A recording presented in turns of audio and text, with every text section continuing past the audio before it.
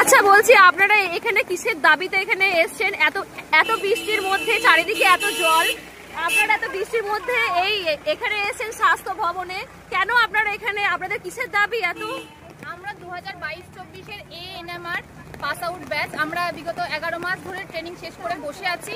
আমাদের কোনো চাকরির কোনো খবর নেই। যেখানে জিএনএম, বিএসসি সব ভ্যাকান্সি বার হচ্ছে, সমস্ত জায়গায় রিক্রুটমেন্ট শুরু হচ্ছে। এমনকি এএনএম যারা 2025-27-এর ব্যাচের জন্য ফর্ম ফিল আপ শুরু হয়েছে, তবুও আমাদের চাকরি হচ্ছে না। স্বাস্থ্যকেন্দ্রগুলো ফাঁকা, একটা এএনএমকে দিয়ে 2 বা 3টে করে সাবসেন্টার চালানো হচ্ছে, তবুও আমাদের নিয়োগ নেই। ওরা মরছে কাজের চাপে, আর আমরা এখানে বেকারত্বের চাপে মরে যাচ্ছি। গ্রামের স্বাস্থ্য পরিষেবা এত অনুন্নত, গ্রামের মানুষের স্বাস্থ্য পরিষেবা পাচ্ছে না। যেখানে মানুষজন স্বাস্থ্য পরিষেবা পাচ্ছে না, সেখানে আমরা একজন পাস আউট ব্যাচ হয়েও 11 মাস ধরে বেকার বসে রয়েছি।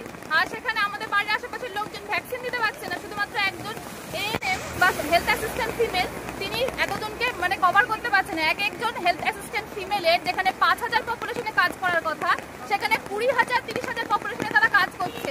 তারা কাজের প্রেশারে মানসিকভাবে বিপর্যস্ত হয়ে পড়ছে। আর আমরা এখানে কাজ না পেয়ে মানসিক দুশ্চিন্তায় ভুগছি। আমাদের অবিলম্বে নিয়োগ করা হোক।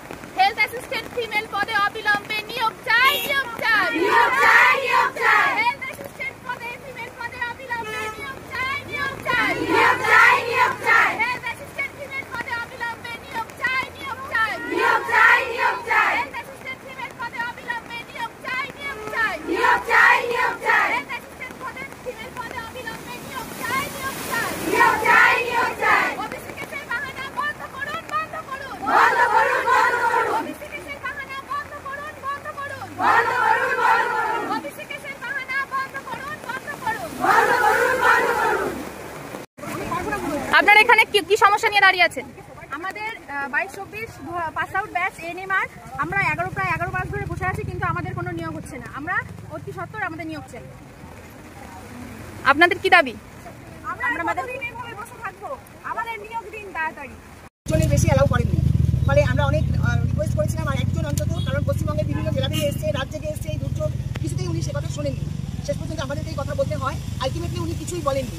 উনি বলেছেন নার্সিংয়ে যারা এই দায়িত্বে আছে তাদের সঙ্গে কথা বলে নিতে।